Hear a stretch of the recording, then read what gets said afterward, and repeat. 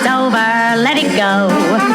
52 times a year, the week is done and over with before you know.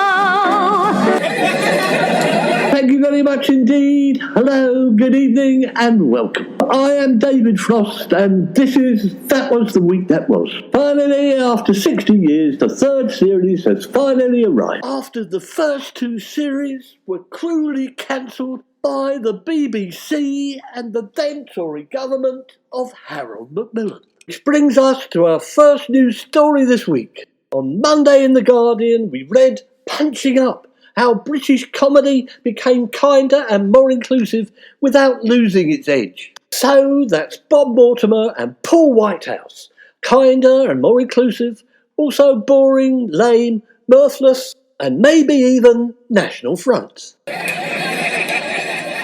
Also on Monday in the Daily Star we read about Emmerdale chaos as a confidential script was found in a bin by soap fans visiting the ITV set. An Emmerdale script found in a bin along with several cast members, one presumes. How appropriate. In Plymouth Live, we read how Devon and Cornwall Police had set a new date for its crime panel meeting, which was abandoned due to absent members. Yes, absent members, all out on the job with bags marked swag, were they?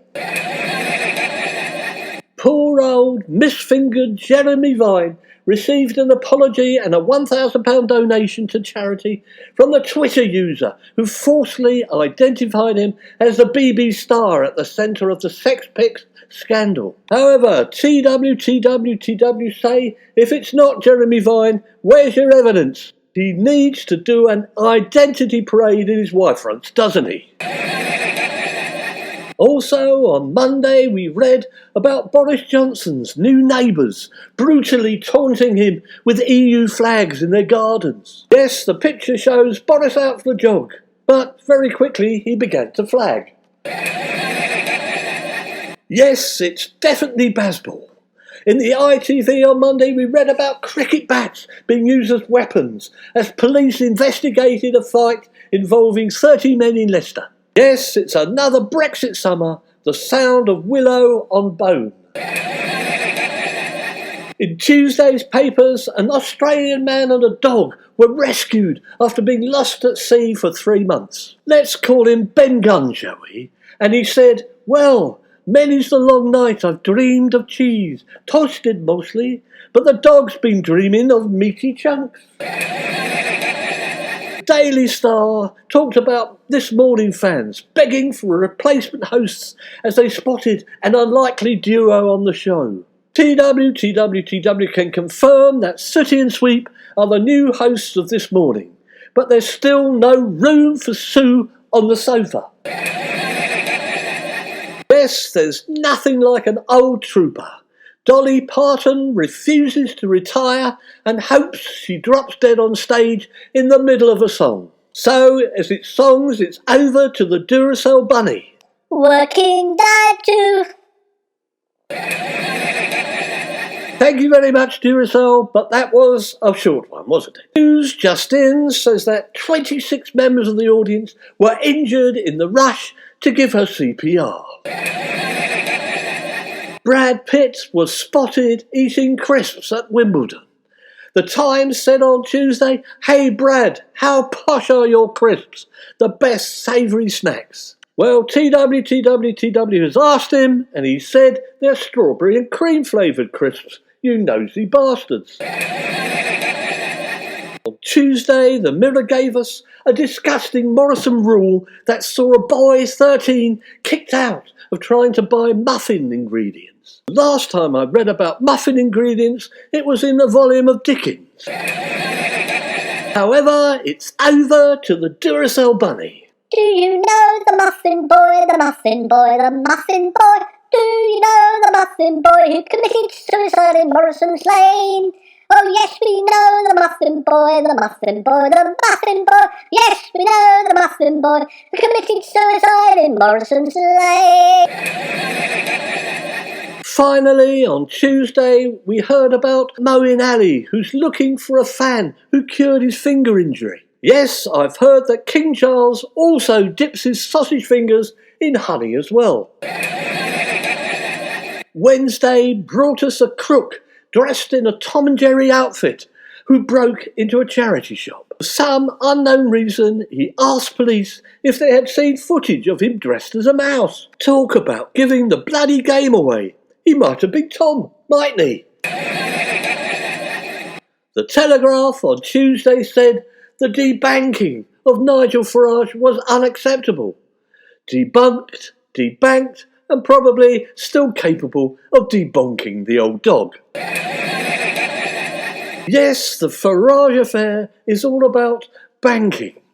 Coote's documents show that his bank account was shut over his views. So we're talking about the bank of mum and dad, well, keeping mum anyway.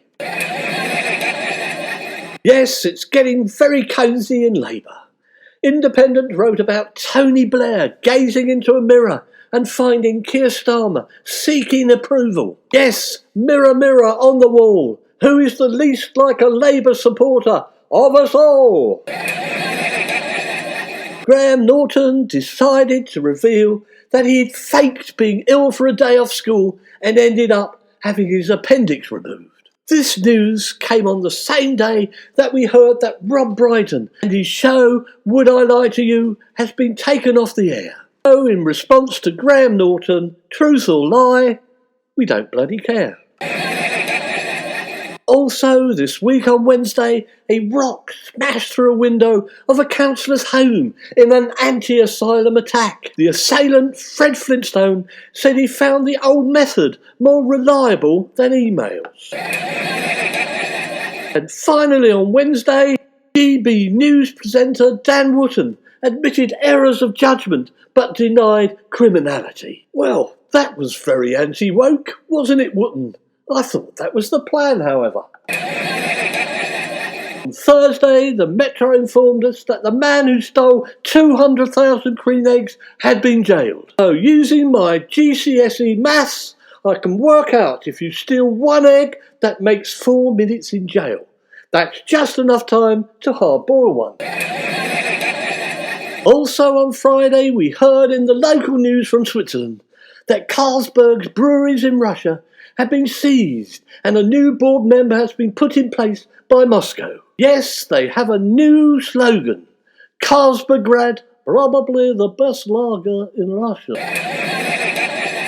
The iNews, Robert Jenrick said painting over the Mickey Mouse murals cost nothing, but Labour MPs say that's impossible. Yes, indeed, expert decorators cast their eyes over the site and declared it a Mickey Mouse job.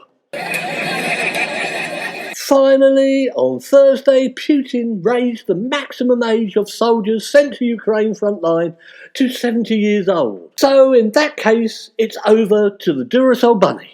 Who do you think you are kidding, Mr. Zelensky? If you think we're on the run, we are the boys who will stop your little game. We are the boys who will make you think again. So who do you think you are kidding, Mr. Zelensky? On Friday, the election results were revealed. Open Democracy said the Tories' lesson from Uxbridge: pretend not to be Tories. Why not? Tories have had lots of practice pretending not to be greedy bastards, paedophiles and crooks. So they should be good at it, shouldn't they? The Evening Standard decided to support Nigel Farage and said the Cootes grandees were fools to part with Nigel Farage's money. Indeed, it may have backfired. There's lots more interest from the public in Cootes. So who is responsible for putting interest rates up? Yes, Nigel Farage. In the Huffington Post, we heard about Jim Caviezel, who called Donald Trump the new Moses, and we can't let this pass over. So Donald Trump is Moses, is he? That must be the Moses of the 10 indictments then. Yes, Donald Trump is Moses. Let's see. Thou shalt steal. Thou shalt covet thy neighbour's pussy. Thou shalt have no gods other than me, Donald Trump. And finally, on Friday, we were greeted by some good news. Ariana Grande's rumoured new boyfriend played SpongeBob SquarePants in the musical, and fans can't cope. Yes, you know you're struggling when your new boyfriend can only get a job playing a friar at the Krusty Krab. One of the most important news stories of the week was the Berlin Lion. iNews reported on Saturday that the Berlin Lion search had been called off by police after they decided the lion was actually a wild boar. In fact, the German police were left feeling like a bit of a raw prawn. Rarely a week goes by without Jeremy Clarkson making some asinine remark. Warned us some of his cider might explode. What? Out of your arse like diarrhea, Jeremy? Also on Saturday in the Mail, we heard about a detransitioner bitterly regretting having their testicles removed after struggling with being gay. All in all, one can say it was a bit of a balls up. Unfortunately, he didn't have the balls to get the operation reversed. Finally, on Saturday, we heard that masked men had forced the Dunstan vs Gateshead football game to be abandoned when a hearse was left on the pitch. No, that's not a hearse, it's actually the Gateshead team bus. On Saturday, the Sun talked about shrinkflation. One of the nation's favourite foods has been secretly cut down, sparking fury from experts. Is it now 5 beans per can? Well, that's your 5 a day, folks.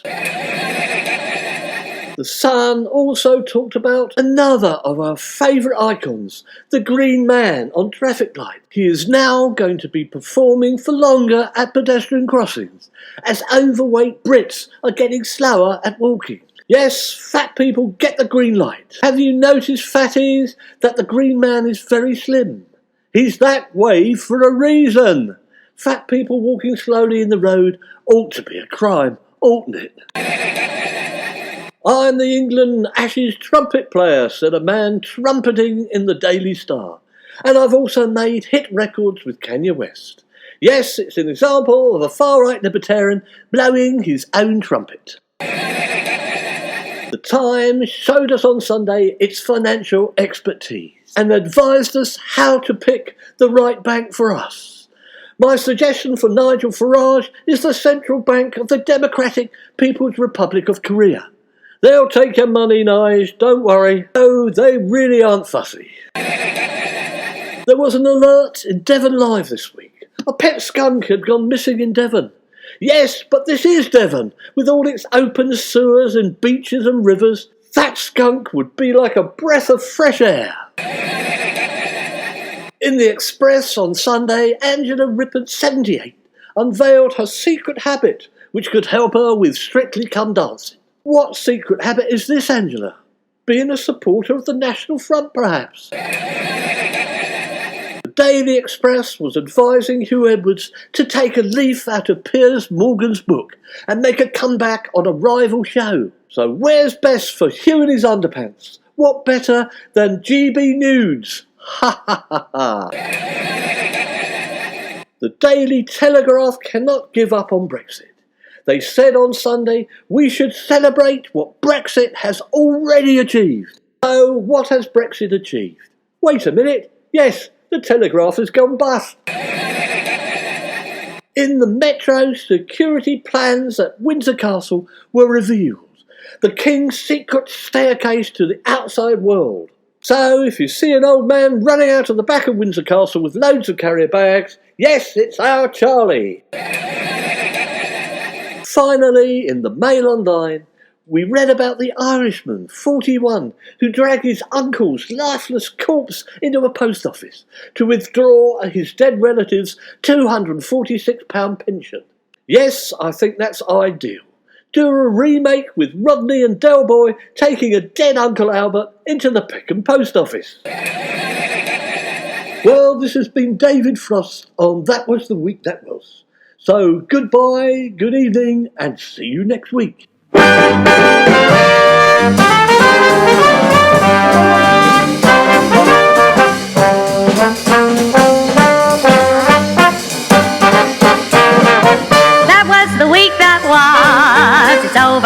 let it go.